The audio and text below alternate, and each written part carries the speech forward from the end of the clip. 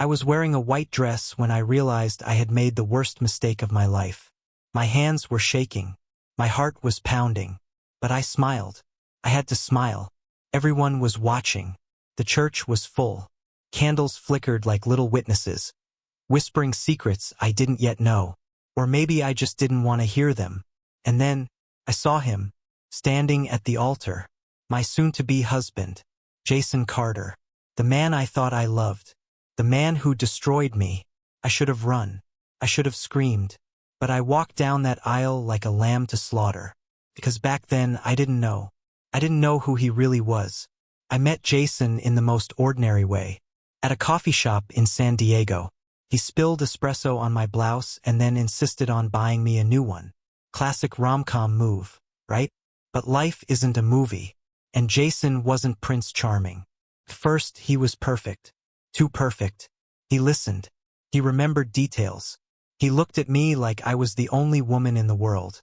I was 34, tired of dating apps and dead-end dinners. Jason felt like a miracle. We moved fast. Within 6 months, we were living together in a cozy 2-bedroom near La Jolla. He cooked. He cleaned. He kissed my forehead every morning like it was sacred. But now I see it. He was studying me, not loving me, studying me, my routines, my weaknesses, my fears, especially my fears. I had one big one, abandonment. My father walked out when I was 8, left my mom and me with nothing but debt and a hole in our hearts.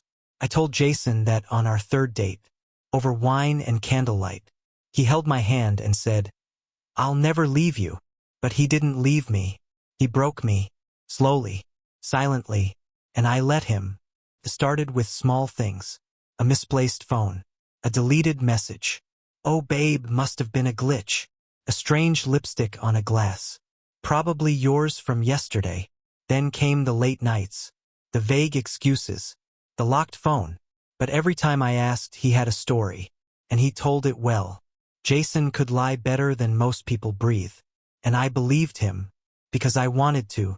Because I loved him. God, I loved him. Until I found her. I wasn't looking for her. Not really. But sometimes, the truth finds you when you're too blind to search for it. It was a Tuesday. I remember because Jason always worked late on Tuesdays. I was cleaning up his side of the closet, trying to make space for the new suit he'd bought the week before. That's when I found it. A receipt. Folded neatly, hidden deep in the pocket of his navy blazer. It was from a restaurant we'd never been to together. A fancy rooftop bar downtown. The kind that charges $20 for a cocktail and has a waiting list for reservations. The date? Last Thursday. The time? 8:43 p.m. The guest? Table for 2. My stomach dropped. My hands felt numb. At first, I told myself it was probably work-related. A client dinner. A colleague. Something innocent. I almost threw it away. Almost. But something in my gut, that small, trembling voice we always try to silence, told me to dig deeper. So I called the restaurant.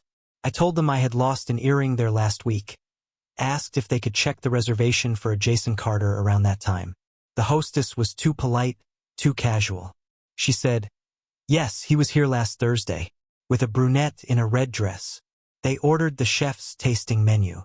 My heart cracked open. I didn't ask for more. I hung up, stood there in my hallway, gripping the phone like it might hold me up while the floor beneath me collapsed. A red dress. I didn't own a red dress. That night, I waited for him like I always did. Dinner on the table. Wine breathing. My face painted with a smile I didn't feel. And when Jason walked through the door, I didn't scream. I didn't cry. I just looked at him and asked, "Did you have fun last Thursday?" His eyes flicked. Just for a second. Barely a tremble. But I saw it. And then he smiled. A slow, deliberate smile. "Babe, what are you talking about?" I showed him the receipt. He laughed, said it was a mistake, that he'd taken a client there, that I was being paranoid. He even reached out, tried to hold my hand. "You know I love you," he said, and like a fool, I let him touch me. But that night, when he fell asleep, I did something I had never done before. I unlocked his phone.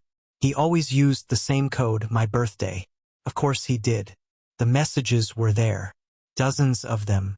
Can't wait to see you again. You looked so beautiful in red. Don't worry. She suspects nothing. And her name? Vanessa. I felt sick. Not just from the betrayal, but from the sheer ease of it. How effortless it had been for him to lie. To live a double life. To use my love as a cover. I stared at him sleeping. Peaceful. Innocent. As if he hadn't just shattered everything I believed in. I wanted to scream. I wanted to hit him. But instead, I sat there in silence, scrolling through every message, every photo. And then I did something even I didn't expect. I made a plan. The next morning, I made him breakfast. Scrambled eggs, bacon, toast, just the way he liked it. I even kissed him on the cheek as he left for work. My smile didn't falter once. But inside, I was unraveling, every thread of my love for him snapping, one by one. I didn't cry. I didn't beg. I simply watched him walk out the door, knowing he was headed straight into her arms. And I knew what I had to do. I didn't tell anyone. Not my best friend, not my sister. This wasn't something I could share, not yet. Because betrayal this deep, it stains you. Makes you feel ashamed. Like you're the fool. Like somehow it's your fault for trusting. For loving too hard, too blindly. So I kept it locked inside like a venom I planned to use. I started documenting everything.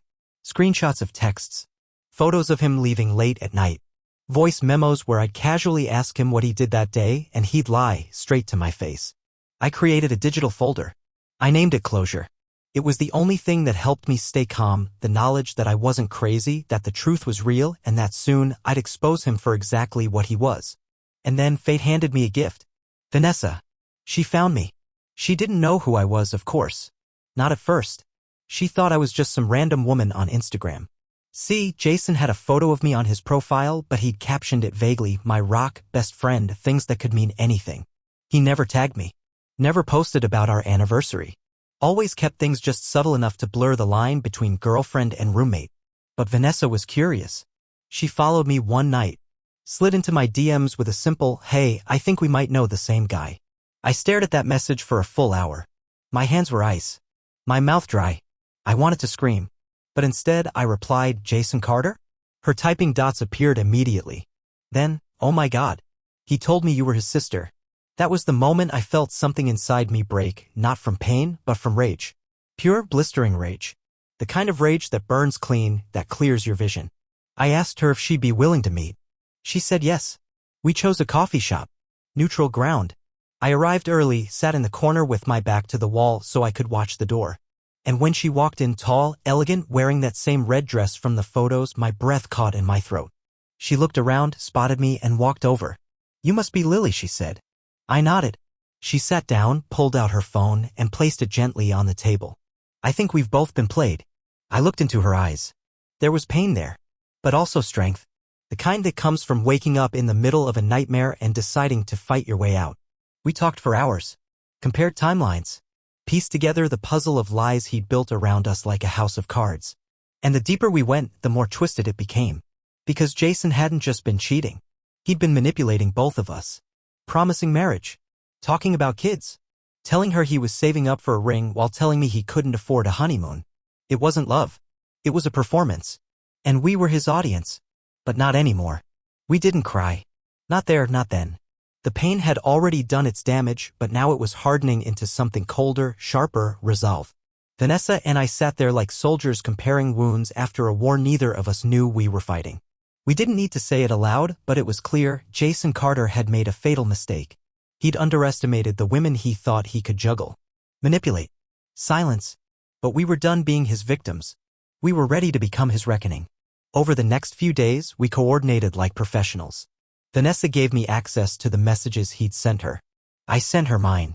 We created timelines, backed up every shred of proof. We were methodical, emotionless, like building a case in court. Except our courtroom wasn't in a building. It was his life. And we were about to tear it apart, brick by smug little brick. We debated telling him face to face, confronting him with everything at once. But no, that would give him too much power. He'd twist it, talk his way out, play the victim, cry, beg. We'd both seen that performance before.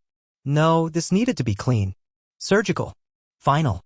Vanessa had the idea first. What if we ruin him publicly? My heart stuttered. What do you mean? She leaned in, her voice steady. He's a liar. A cheater. A manipulator. He thinks he can do this to women without consequence. But what if we let the world see who he really is? It was risky. Messy. But in my bones, I knew she was right. Jason was respected in his community, a rising star in real estate. Always in suits. Always shaking hands. Smiling for the camera. He wore decency like a costume. But behind closed doors, he was a predator, preying on love-starved women who just wanted honesty. We owed it to ourselves, and to every woman he might deceive next, to take off his mask. So we did.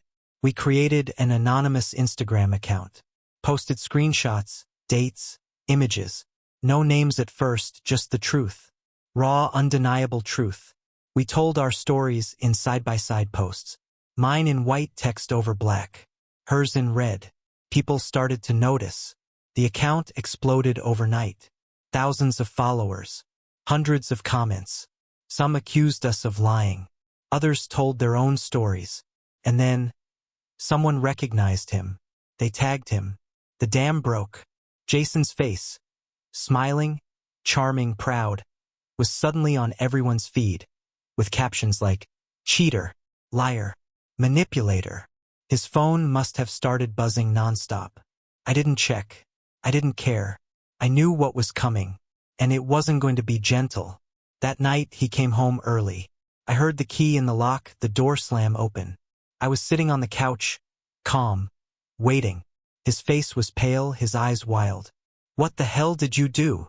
I tilted my head. I told the truth. He came closer, his hands shaking. You don't understand what you've done. My career is over. I cut in. Your mask is off, Jason, and it's not coming back on.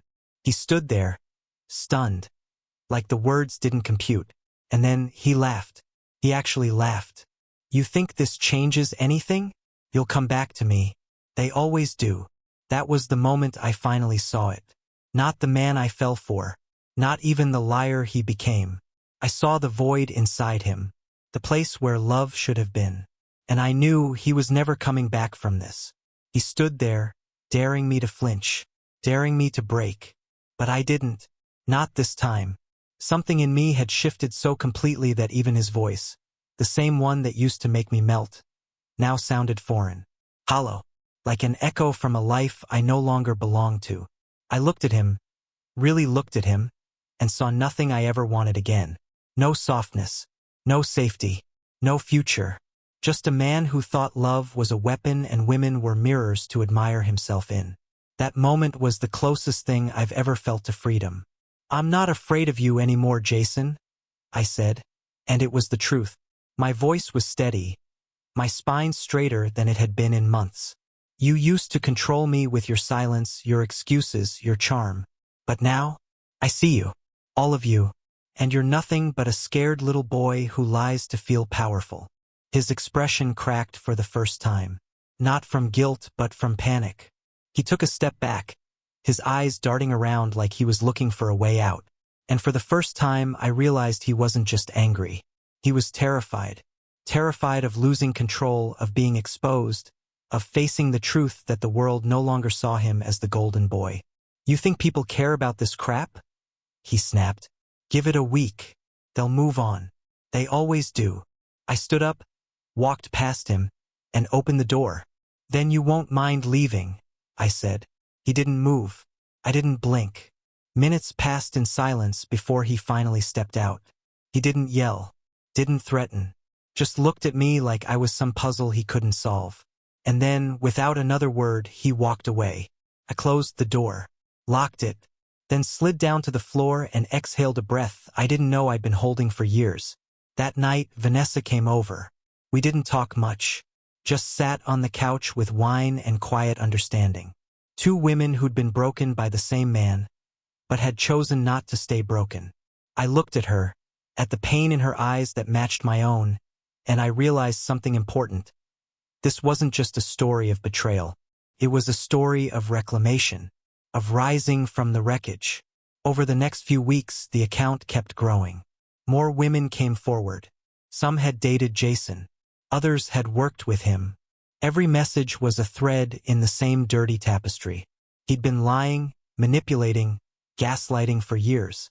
But now he was out of shadows. Now the truth was louder than his charm. Eventually, his company dropped him. His public image? Destroyed. He went offline. Deleted his social media. Disappeared. But I didn't. Neither did Vanessa. We kept the account up. Not out of spite, but to show others they weren't alone. To remind anyone watching that love isn't supposed to hurt like that. That real love doesn't come with secrets and fear and second-guessing your worth. And slowly, quietly, I began to rebuild. I got a new apartment. Bought new furniture. Started sleeping through the night again. There were hard days, of course there were. But every time doubt crept in, I remembered the woman I was on that couch. Strong. Unflinching. Done. And I promised myself she'd never disappear again. Life after Jason was a strange kind of quiet. Not the peaceful quiet of a calm morning, but the eerie silence that comes after a storm tears through everything you thought was solid. My days were filled with small rituals, coffee at sunrise, long walks through Balboa Park, playlists of soft music, and even softer memories. I was learning how to be alone again, not in the desperate, empty way I feared, but in a way that felt like coming home to myself. I had spent so long making space for someone else that I'd forgotten what it felt like to take up room in my own life. I started journaling. Something I hadn't done since college. I wrote everything, the hurt, the confusion, the rage, the relief. I filled pages with questions I didn't have answers to, and slowly those questions stopped demanding them. Some wounds don't need to be solved. They just need to be witnessed. I realized I'd been trying to make sense of Jason's betrayal as if there was logic in it. But there wasn't. Some people just destroy things because they can. Because it's easier than facing the emptiness inside themselves. One day, weeks after it all came crashing down, I bumped into someone who knew him, a mutual acquaintance named Marcus, someone from Jason's old gym. We exchanged awkward hellos, and then he said something I didn't expect. You know, he began, shifting his weight. I always thought something was off with that guy. He talked a lot of game, but never really said much. You know. I nodded. I knew. Oh, I knew. I saw the posts, he added, a little quieter. Took guts to do that. That conversation stuck with me. Not because I needed validation, but because it reminded me that silence protects no one but the abuser. I used to think speaking out made you look weak, like you'd lost control. But it's the opposite. Telling the truth, no matter how ugly, is the most powerful thing you can do when someone's tried to rewrite your story for you. Vanessa and I kept in touch, though our connection was less about friendship and more about survival. We'd been through war together, not the kind with bullets, but the kind that rips apart your sense of self. She eventually moved back to Chicago, got a new job, started dating someone new. She sent me a photo of them once. They looked happy. Not the fake, performative kind of happy Jason was good at, but the real kind. The kind you earn after climbing out of hell with your bare hands. As for me, I wasn't ready to date again. Not yet. Maybe not for a while. I needed time to remember who I was before I twisted myself into someone else's dream. I needed to learn how to be whole without needing someone else to fill the cracks. And so I poured myself into new things. Took a cooking class. Started hiking. Adopted a cat, a black and white tuxedo I named Poe because of course I did. He'd curl up next to me on nights when the loneliness came creeping in like a draft under the door. He didn't ask questions. He didn't lie. He just stayed. And little by little I began to smile again. Not the forced make it look good kind, but the real thing. It was subtle at first. A moment of laughter with a barista. A day where I forgot to think about him. A night when I danced alone in my living room just because the music moved me. Those were my victories. Not big. Not loud. But mine. Healing didn't come like a sunrise, sudden, glorious, washing everything clean. No, it came like a tide, slow and unsure, sometimes retreating before it ever reached my feet. There were still nights I'd wake up in a sweat, heart racing, convinced I'd hear his key in the lock again. Still moments I'd catch a scent on someone's jacket or a phrase said in passing that would spin me back into that house, that kitchen, those lies. Trauma doesn't knock politely. It barges in, uninvited, wearing familiar faces. But with every intrusion I got better at showing it the door. I began to speak more openly, not just online, but in real life. At a women's support group I found through a therapist's referral. At first, I just listened. So many stories that mirrored mine, some even darker. Stories of love turned to poison. Of men who wore kindness like a mask. Of gaslighting so skillful it made women question the ground beneath them. We weren't victims. We were survivors of invisible wars, battles fought in bedrooms and back seats, and text messages at 2 a.m. Eventually, I shared my own story. It shook something loose in me like dust in a forgotten attic. I cried halfway through. So did someone else across the room. We didn't need to say anything. Just being there, telling it out loud, made the burden a little lighter. One of the women, a nurse named Angela, told me something afterward that I'll never forget. "You didn't just lose him," she said gently. "You lost the version of yourself who believed love couldn't hurt you." That hit like a freight train. Because she was right. Grieving Jason wasn't just about the betrayal. It was about mourning the woman who'd loved him. The innocent belief that love, once given honestly, would be returned in kind. That when someone said, "I'll never hurt you," they actually meant it. But that version of me, sweet, trusting, unguarded, she wasn't weak. She was brave. She walked into love without armor. She hoped. She gave. And when it all fell apart, she didn't disappear. She evolved. I carried her with me not as shame, but as proof. Proof that I could love that deeply and survive. I started freelancing again. Copywriting for local businesses, editing blogs, even ghostwriting a memoir for a woman who'd escaped a cult. Work helped me focus. It reminded me of who I was outside of romance. A woman with words, with wit, with value. One afternoon, while working at a local bookstore cafe, I saw someone watching me from the next table. He was reading a battered copy of East of Eden, and when he caught me glancing, he smiled and said, "You look like someone who knows how that one ends." I smiled back, polite but reserved. "Don't we all? A little betrayal, a lot of redemption." He laughed. "Not the overconfident kind.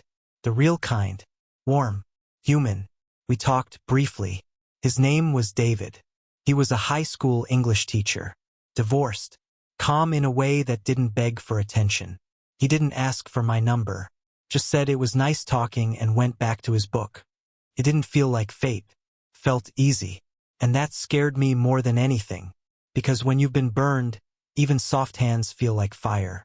I left the bookstore that day with David's face still lingering in my mind.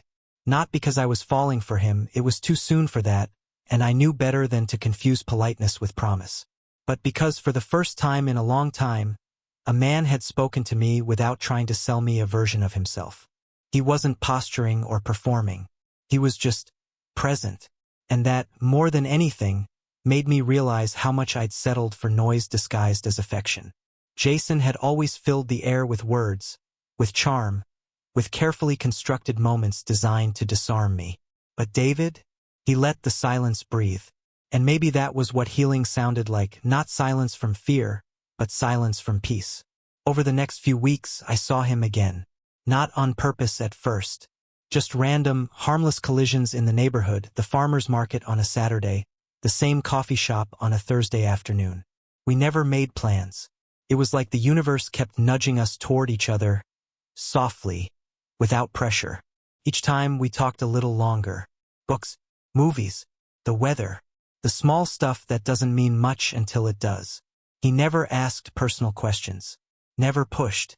He respected the space I clearly still needed. It was confusing, honestly. I found myself both looking forward to those encounters and dreading them. I didn't trust the flutters in my chest. I didn't trust myself.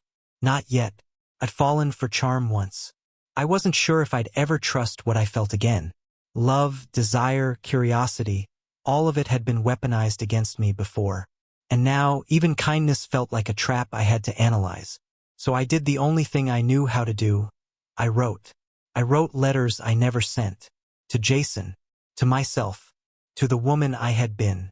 I wrote about the nights I couldn't sleep, the memories that clung like smoke, the doubt that whispered cruel things when the world went quiet. But I also wrote about the small victories. The mornings I woke up and didn't feel heavy. The meals I cooked just for me. The days I caught my own reflection and didn't look away. One night, I ran into David again. This time under the string lights of a local art walk. I was with a friend from my writing group, and he was alone, sipping something from a paper cup and browsing the paintings. "Hey, stranger," he said with a half-smile that felt like an invitation, not a demand. We talked for nearly an hour, standing there between sculptures and charcoal sketches. I told him I wrote sometimes. He said he'd love to read something if I ever felt comfortable. I didn't say yes. But I didn't say no. As I walked home that night, something unexpected happened. I didn't feel afraid. I didn't feel like I owed him anything. And I didn't feel like I needed to hide. That feeling, that moment of stillness inside me, was the first time I realized I might actually be okay. Not because someone new was showing up, but because I was showing up for myself. Again and again. Every damn day. The hardest part wasn't forgetting Jason. It was forgiving myself. For not seeing it sooner. For ignoring the signs. For giving so much of my heart to a man who never deserved to hold it. That kind of guilt doesn't dissolve overnight. It seeps into your thoughts. Whispers accusations in the quietest moments. You start replaying memories with a different lens, noticing the pauses, the excuses, the way his eyes flicked away just a little too often. And you wonder, was I ever really loved? Or was I just convenient? A placeholder? A prop in the life he performed for the world? I wrestled with those questions for months. But with time and distance came clarity. And the truth is, love wasn't the mistake. Trusting wasn't the mistake. The mistake was thinking his failure to honor that trust said something about me. It didn't. His choices were never my reflection. They were his. And once I accepted that, the shame began to loosen its grip. Vanessa and I had one last call before she moved into a new place with her new partner. We talked like sisters, not about Jason anymore, but about healing, about how our lives had slowly started to take shape again. She told me I used to think he stole years from me. But now I think he gave me something else, the chance to rebuild without illusion. That stuck with me. Because it was true for me too. Pain stripped me bare, yes. But in that nakedness I saw the bones of something real. A foundation I could finally trust, not in him, but in me. One rainy Sunday morning, I sat at my kitchen table with a mug of black coffee and opened my laptop. I began to write something new, not a letter to the past, not a confession, but a story. My story. From the beginning. I didn't change names. I didn't soften the blows. I wrote it exactly as it happened. Not because I wanted revenge. I'd moved beyond that. But because stories, when told honestly, become roadmaps. Beacons. Lifelines for the next woman caught in a smile that feels too good to be true. A few weeks later, I saw David again, this time deliberately. We had lunch. Just lunch. No pressure. We talked about our favorite teachers, about the books that shaped us, about fear and second chances. I told him a little more. Not everything, but enough. He didn't flinch. Didn't pity me. He just listened. And when I was done, he said, "Sounds like you've been through hell.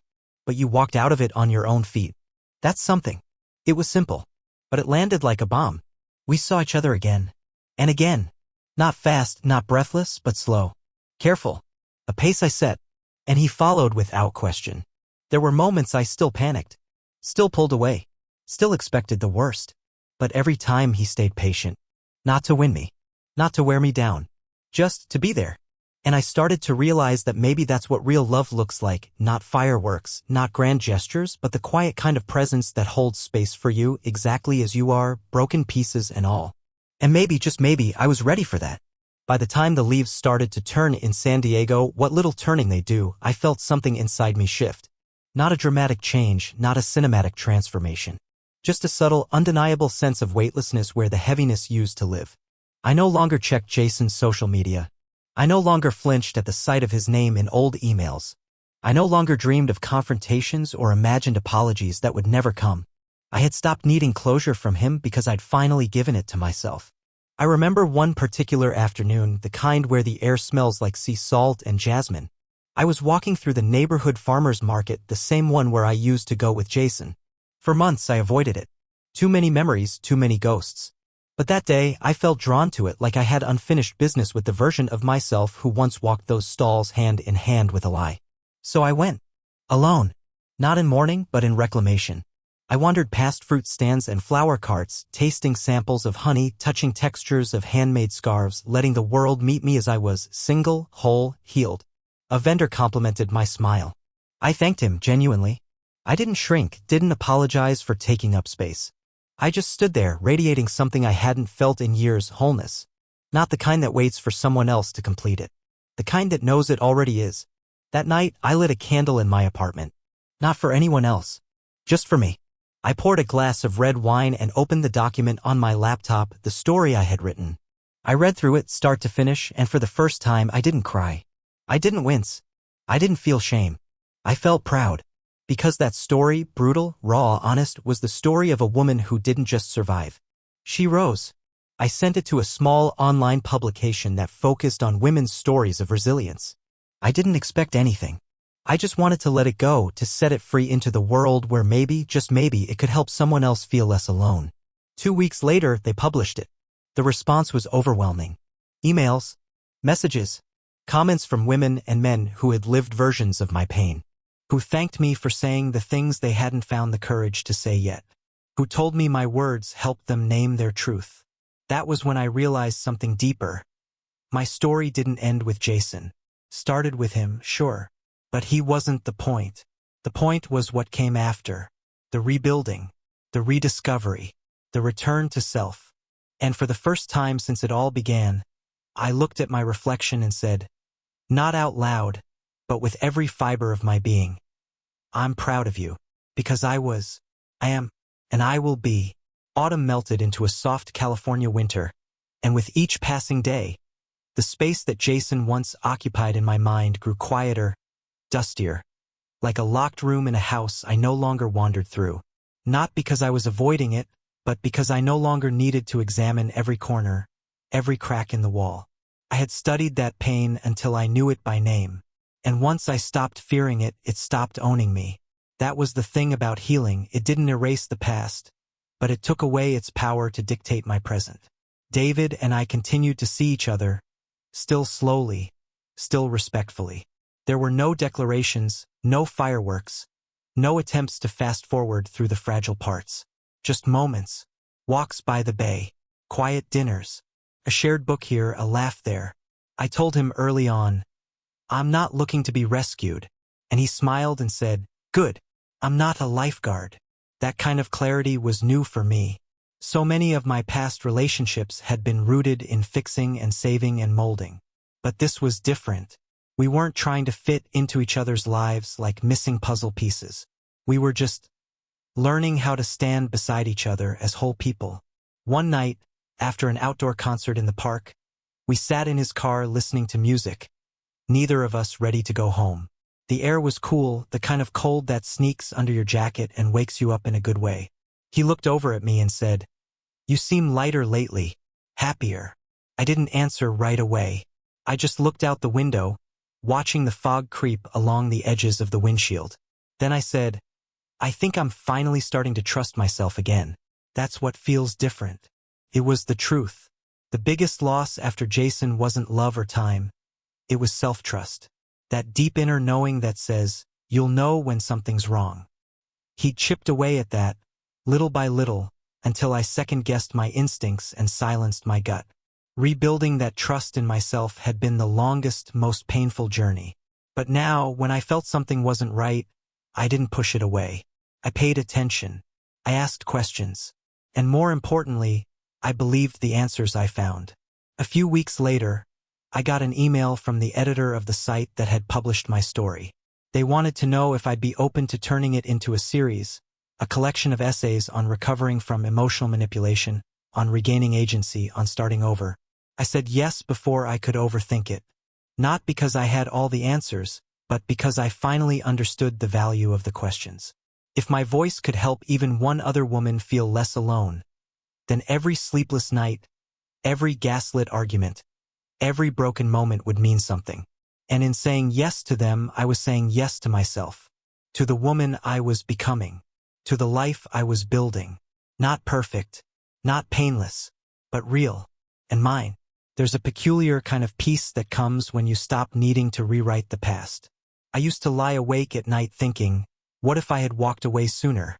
What if I had asked one more question? Those thoughts don't visit me anymore. I don't relive the betrayal frame by frame like I once did. I don't dissect his words, searching for missed clues. Instead, I live, fully, deliberately. I fill my days with the present. Real conversations, creative work, laughter that comes from the belly and not the throat. The kind of life that doesn't require proof or permission. The essay series launched in early spring. It was called After Him. The response was bigger than I expected, not viral but impactful. I received messages from women in small towns, college campuses, big cities, even overseas. They weren't just thanking me. They were telling me their stories. Stories that mirrored mine so closely it felt like we'd all been dating the same man wearing different faces. Their pain was familiar. Their voices, trembling and strong all at once, were like echoes in a canyon, bouncing, returning, reminding each of us we weren't alone. One message came from a woman named Teresa in Michigan. She wrote, "I didn't realize I was being emotionally abused until I read your piece. I thought I was just sensitive, that maybe I expected too much. But your words gave me language. And now I'm leaving." I read her email 3 times, then sat in silence, letting it settle into my bones. I had written that story for myself, for closure, for clarity, but it had become something else entirely. A map, a lantern, a key. That, I think, was the real revenge, not humiliation or exposure, not seeing Jason fall, but seeing other women rise because of the truth I was no longer afraid to tell. I decided to compile the essays into a book. Not a memoir, exactly. More like a survival guide in disguise, part story, part reflection, part anthem. I called it What I Know Now. Every chapter opened with a line I once believed: love should hurt a little, he's just under pressure, if I were better, he'd be better, and then dismantled it with the truth. Writing it didn't reopen wounds. It closed them. With thread I made myself. Meanwhile, David stayed. Always gentle, never rushing. He never asked to read the essays. Never poked at my past like a wound to be examined. He just said, "When you're ready to share, I'm here. But even if you never are, I still see you." And he did. In his presence, I learned that healthy love isn't loud. It's not dramatic or dizzying. It doesn't sweep you off your feet, it teaches you how to stand taller. Stronger. More yourself than ever. He didn't fill a hole Jason left behind. He walked beside me as I filled it myself, brick by brick. We traveled once, just a weekend getaway to Santa Barbara. No expectations, no declarations. We wandered bookstores, shared pastries, sat in silence when words felt unnecessary. I watched him sleep that night, the window open to the sea air, and I didn't feel fear. I didn't imagine betrayal or anticipate disappointment. I just felt safe. And safety, true emotional safety, is the rarest kind of intimacy. The kind I'd almost convinced myself I didn't deserve. But I did. I do. Spring bled into summer, and with it came the strange, steady unfolding of a new life, not louder, not more exciting, but realer than anything I had ever known. My mornings began with light, not dread. I didn't jump at the sound of a message. I didn't analyze silences or decode glances. I simply existed, not for anyone, not in response to anyone, but for myself. And for the first time in years, that was enough. More than enough. The woman who once begged for crumbs of attention was now cooking full meals of joy and sharing them only with those who brought their own ingredients. The book took shape quickly. Almost too quickly. It was as though the words had been sitting inside me, pressed against my ribs, waiting to be let out. They poured from me in waves, not just stories, but truths I'd never said aloud. I wrote about the time Jason laughed when I cried. About the night I knew he was lying and said nothing just to avoid the argument. About the little deaths of trust, of dignity, of self that happen not in explosions but in sighs and silence. And I wrote about rebirth. How I found my way back. How I stitched myself together with solitude and rediscovered the sharp, beautiful edges of who I'd always been beneath the damage. I dedicated the book to myself. Not the version of me who survived Jason. The version who loved him. Because she didn't deserve what happened. She deserved to be seen. David came to the small launch event the publisher hosted at a cozy independent bookstore downtown. I didn't expect a crowd, but chairs filled quickly. There were women with notebooks, couples holding hands, and even a few men sitting alone, curious and maybe a little nervous. I wore a simple black dress, nothing dramatic, nothing meant to impress, but afterward David told me I looked like someone who knew her own worth. That meant more than any applause. When I stood up to read, my hands trembled only a little. I read from the chapter titled When Love Turns Quiet and You Still Pretend to Hear It. My voice didn't shake. Not once. I looked people in the eye. I told the truth. I didn't smile through it. I didn't apologize. I just gave them the raw, uncut version of what it means to be lied to by someone who calls it love.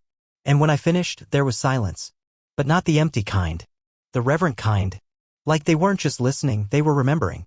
Processing. Relating. Afterward, a woman hugged me and whispered, "You wrote the words I couldn't say. Thank you for that." I smiled and hugged her back, and for a moment I felt something pass between us, not pain, not grief, but strength. That quiet, unshakable strength that comes from surviving the kind of heartbreak that tries to erase you and choosing to live louder because of it. I went home that night with sore feet and a full heart. And as I sat on my balcony with a glass of wine and the city buzzing softly beneath me, I realized something. Jason was a chapter, but I was the story, and I had so much more left to write. There's a moment, subtle and almost unremarkable, when you realize the past no longer has teeth. It doesn't bite when you think about it.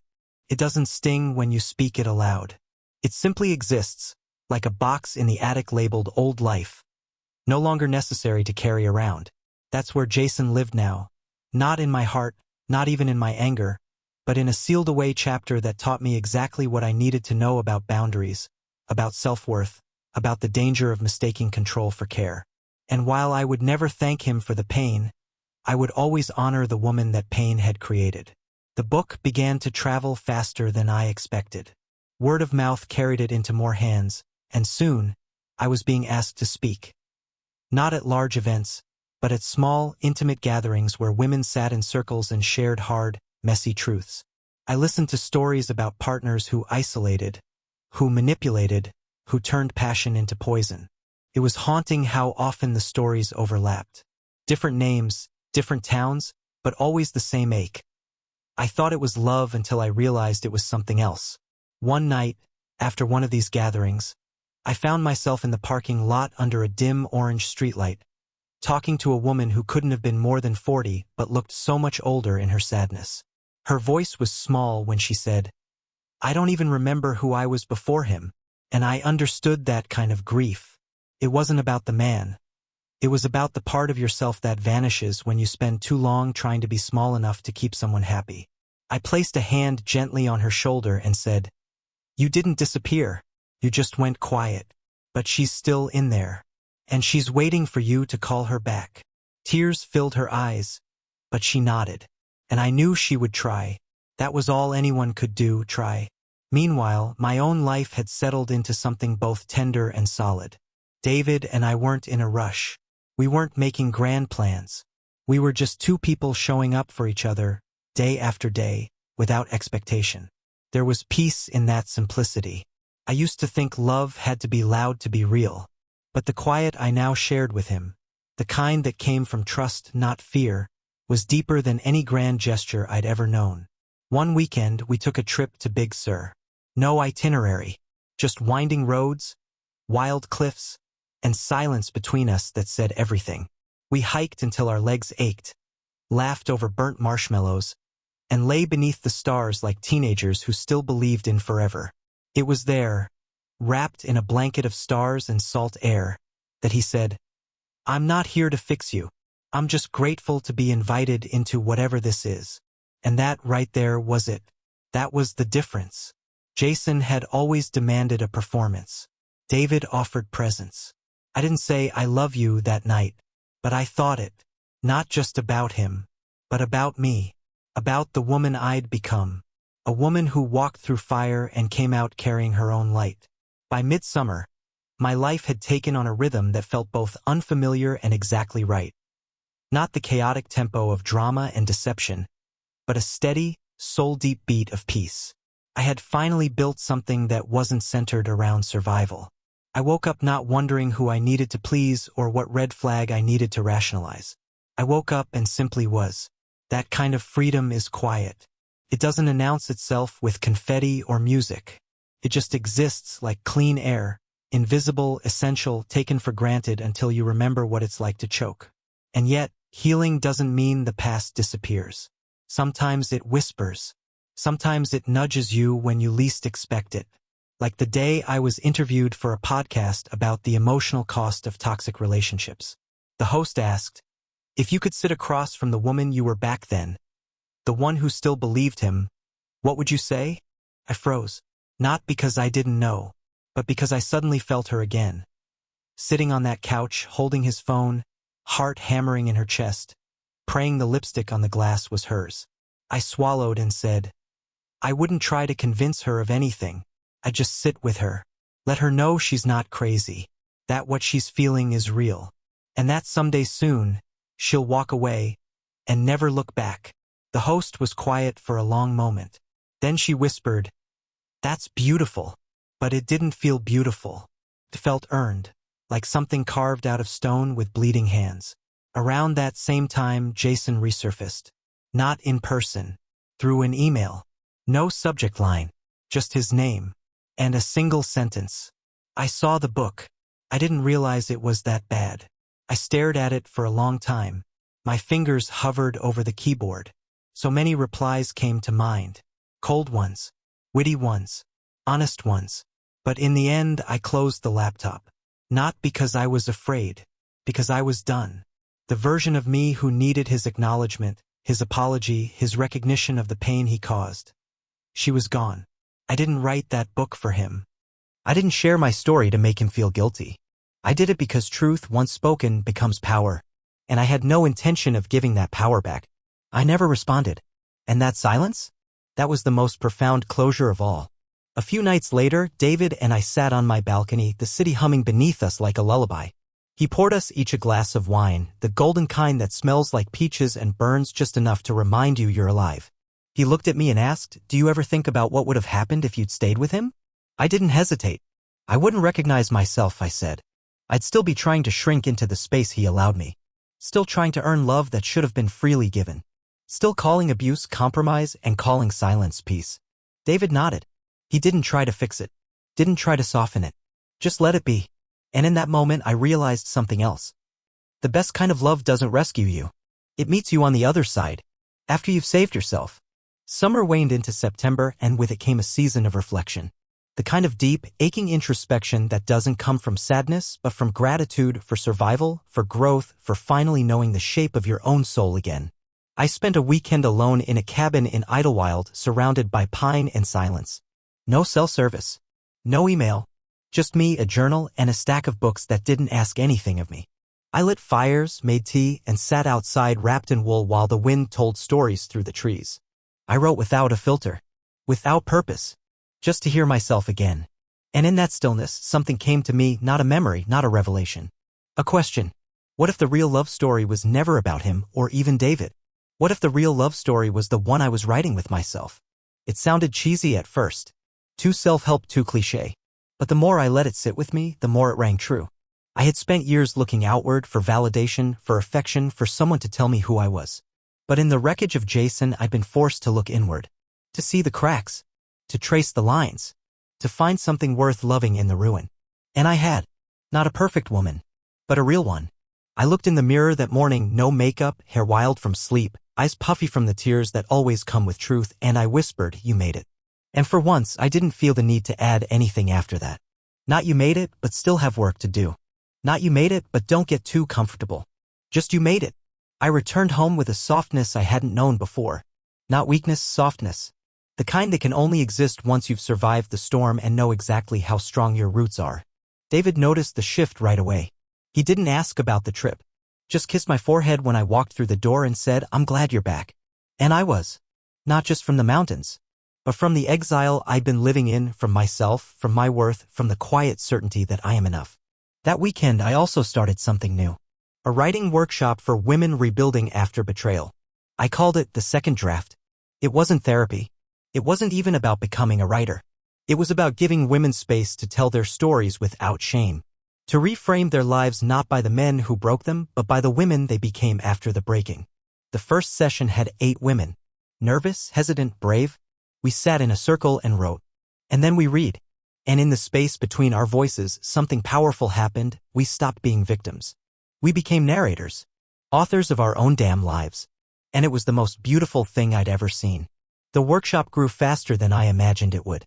Word traveled not through ads or campaigns, but through whispers, private messages, the sacred kind of sharing that happens between survivors when one says, "You should go." It helped me.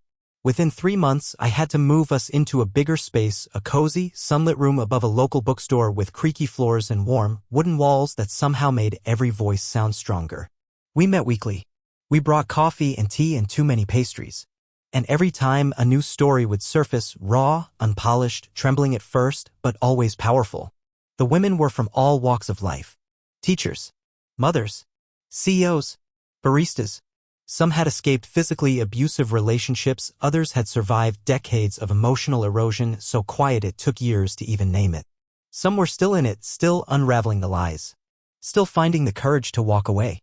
And yet every single one of them carried the same weight in their eyes. That mix of shame and hope.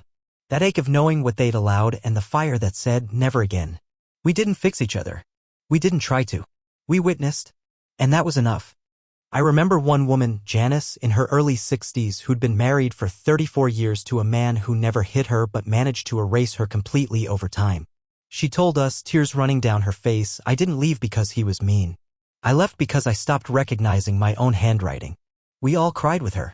Not just because we understood, but because we had felt it too, the way abuse steals your voice, not by shouting, but by whispering just enough doubt to make you rewrite your own truth. David came to the end of season celebration. He stood in the back, quiet and respectful, letting the women have their space. When I introduced him, just briefly, the room filled with this palpable wave of something unspoken. Not jealousy, not longing, but proof that good men exist. That healing is possible. That life after betrayal doesn't just mean survival, it can mean love, trust, joy. And not the fragile kind. The earned kind. He pulled me aside after and said, you built this out of pain. But look at it now. It's a home. And he was right. I'd taken the ashes of what Jason tried to destroy and built a sanctuary. Not just for me. For all of us. One night, I sat on my balcony alone, watching the city lights blink against the dark like tiny affirmations. I thought about everything that had happened, the betrayal, the unraveling, the rage, the silence, the long road back to myself. And I whispered thank you. Not to Jason. Not to fate. To the woman who stayed when everything in her wanted to run. To the woman who kept breathing when her world collapsed. To the woman who chose, day after aching day, to become something more than what was done to her. I thanked her. Because she was me. And she had never let me go. There came a day, months after the book and the workshops and all the little miracles stitched from ruin, when I finally saw Jason again. It wasn't planned. I was walking out of a local market, arms full of flowers and fresh bread, when I turned the corner and there he was, standing by the parking lot, phone in hand, talking to someone I didn't recognize. For a split second, my body reacted before my brain could, a jolt of adrenaline like touching a stove you forgot was hot. But then, nothing. No shaking. No anger. Just stillness. As if the ghost of him had finally learned to stop haunting me. He didn't see me at first. He looked tired, somehow smaller. The sharp edges that once carved me up were dulled. The charm that had wrapped around me like silk now looked threadbare, forced. And in that moment I felt no hatred. Only distance. Like I was watching someone from another life, someone I'd read about once and filed away in a book I no longer needed to revisit. I could have walked the other way. Could have hidden behind my sunglasses, slipped away without a word. But I didn't. I kept walking. Chin up. Shoulders back. Not for him. For me. He looked up as I passed. Our eyes met. Just for a second. His mouth opened, maybe to say something, maybe not, but I was already gone. I didn't need a conversation. I didn't need closure. I'd already written my ending and it didn't include him. Later, I told David what happened. We were making dinner, chopping vegetables, music playing low in the background. I said it casually like I was mentioning the weather. I saw Jason today. David paused, knife still in hand. How did it feel? I shrugged. Like seeing an old coat I used to wear. One that never really fit. I'm not mad anymore. I'm just done. He smiled, not the proud kind, not the relieved kind. Just a soft, knowing smile that said, I see you. And I knew he did. That night, after dinner, we sat on the couch, legs tangled, his hand resting on my knee. We didn't talk much. We didn't need to. The silence between us was sacred, not empty. It was the silence of safety, of respect, of everything I once thought didn't exist. I rested my head on his shoulder and said, quietly, I think I love you. He didn't rush to answer. He didn't gasp or grin. He just kissed my temple and whispered, I know. And I love you too. And in that moment I felt it, not the rush, not the fear, not the desperation to hold on. But the calm. The peace. The absolute certainty that this time I wasn't loving from fear. I was loving from freedom. And that made all the difference. Love, when it's real, doesn't erase your past, it holds it with you gently like a fragile piece of glass you once walked on barefoot. And David never asked me to forget what had come before him. He never once implied that I needed to be healed in order to be loved. He just made room. For the hurt. For the growth. For the pieces of me that were still stitching themselves together. And in that space I flourished. Not because he completed me, I was already whole, but because he gave me the freedom to exist without performance. To be messy, loud, quiet, cautious, radiant. All of it. All of me. We moved in together that fall, slow, deliberate, on my timeline. There was no pressure, no ring waved like a promise. Just a spare toothbrush beside mine and 2 mugs on the drying rack instead of one. His presence didn't fill a void. It expanded the joy I'd already fought so hard to reclaim. Our home wasn't a fresh start, it was a continuation. The next chapter in a story I was finally writing on my own terms. There were still hard days. Triggers that came out of nowhere. An offhand comment. A skipped text. A flash of doubt when he didn't answer right away. But I'd learned to name them, to speak them, and he listened. Without defensiveness. Without minimizing. He didn't make me feel crazy. He made me feel heard. And sometimes that was all I needed. I remember sitting on the floor of our new apartment, surrounded by boxes, holding a framed photo of my younger self. Taken years ago, before everything, before Jason, before betrayal turned me into someone who second-guessed every good thing. I looked at that face, so full of hope and softness, and whispered, "You made it," not because life had turned perfect, but because it had become honest. And in that honesty, there was more beauty than I had ever known. I framed a quote and hung it by the front door. "You do not need to be fixed. You only need to be found by yourself." Every time I left the house, I read it. Every time I returned, I did so knowing I was walking into a life I chose. Not one I was manipulated into, not one I survived, but one I built. And as I lay in bed beside the man who loved me not in spite of my past but with full awareness of it, I realized something quiet and profound. Healing isn't the end of the story. It's the beginning, the real beginning, where love is not a reward for suffering, but a reflection of the peace you've created within yourself. Where trust is not given blindly, but rooted in truth, communication, and choice. Where joy isn't something you chase, but something you create, one brave, honest moment at a time. The final chapter of this story isn't about Jason. It's not even about David. It's about me. The woman who stood in the ruins of a life she thought was love and decided not only to survive, but to rebuild something better from the ashes. It's about choosing truth when it would have been easier to stay quiet. About choosing solitude when the world screamed that partnership was the prize. It's about staring down the barrel of heartbreak and saying, "You don't get to define me," and meaning it. There are days now when I forget how bad it was. Not because it didn't matter, but because it no longer controls the narrative. Trauma used to be the loudest voice in the room. Now it's a whisper I nod to and keep walking past. I still tell my story, to women in workshops, to strangers in messages, to readers who find the book and see themselves between the lines, but I no longer bleed through it. I no longer write from the wound. I write from the scar, from the wisdom, from the power that only comes when you've rebuilt your voice in the very space someone tried to steal it. David and I eventually got married.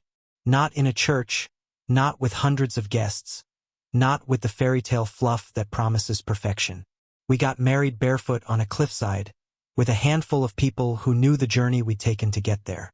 There were no big declarations, no theatrical vows, just 2 people who had seen the worst, survived it, and still believed in the gentle, brave act of trying again. I wore a simple ivory dress.